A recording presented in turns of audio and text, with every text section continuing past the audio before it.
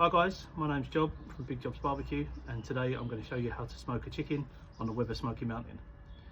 So we've already spatchocked our chicken.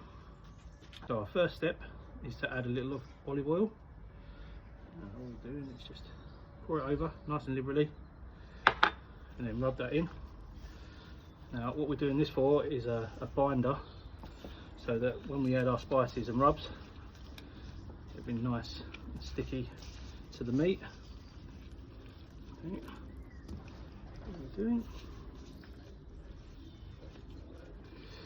Okay. So what we've got here is some salt and pepper, just plain salt and pepper, just ground it up. Just want to put that on, give it a nice little rub.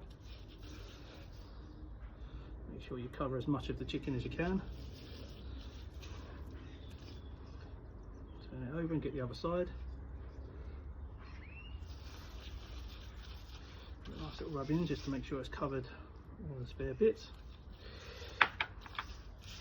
Okay, and then what we've got here is some rosemary, some thyme, some garlic, and some paprika, just in equal measures. And then just going to rub that on.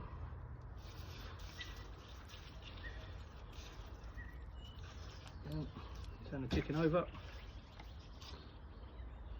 Get that on there quite liberally. Get a nice little rub. Make sure you cover the inside of the wings. Get a bit even. Okay.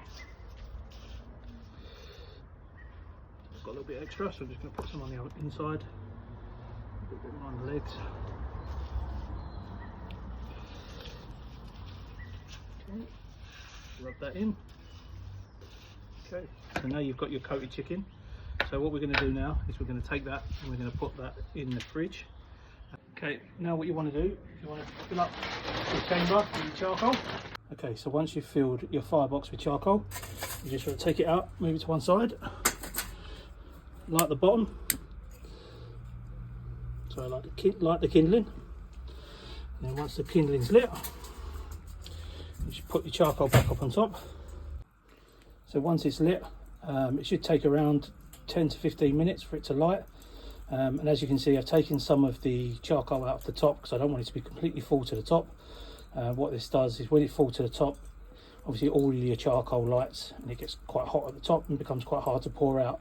So if you just take some out and put it at the side of the barbecue, this will then enable you to pour it out a lot more easily. So I've put the top back on the smoker and just open it up. So what you can see inside now, as you can see, the coals are alight, and we've got our basin at the bottom, which at the moment is just covered in foil.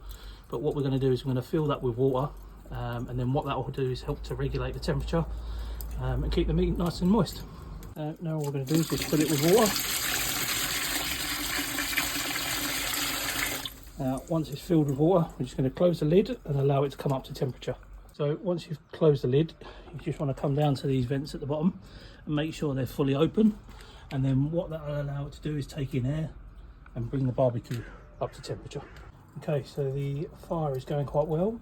We're starting to come up to temperature. These temperature gauges on the Weber Smokey Mountain aren't great. So what I like to do is when we're approaching 275 is just to put a temperature probe in the side. Now what temperature we're aiming for is 325. So now that we're approaching that 300 mark, I'm just going to put in my wood.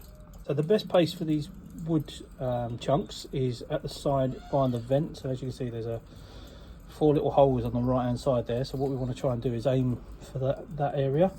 So we just throw in our wood. Doesn't have to be perfect.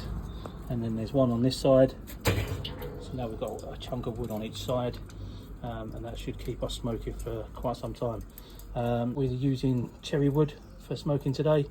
I tend to find that it adds a good colour and adds a good flavour to the chicken. So now we're coming up to the 325 degree mark. What I'm going to do is I'm going to close these vents at the side, not all the way, but just most of the way, so there's a slight gap, and what all that will help it do is just to regulate that temperature and keep it steady. So as you can see, there's a slight little hole on the side, and that will allow some air in, but it will keep the temperature nice and hot. Okay, so now that we've come up to temperature, what we're going to do is we're going to put the chicken on. Open it up. And place the chicken in the middle.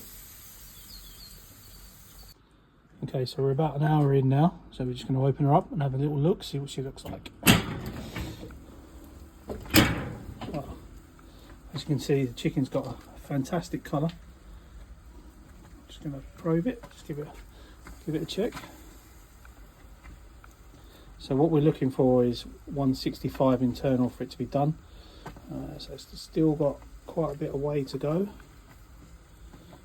So the breast is still quite low. So we've probably got another 45 minutes to an hour until it's ready. So what I'm going to do is I'm just going to turn this round to make sure that it gets a nice even cook.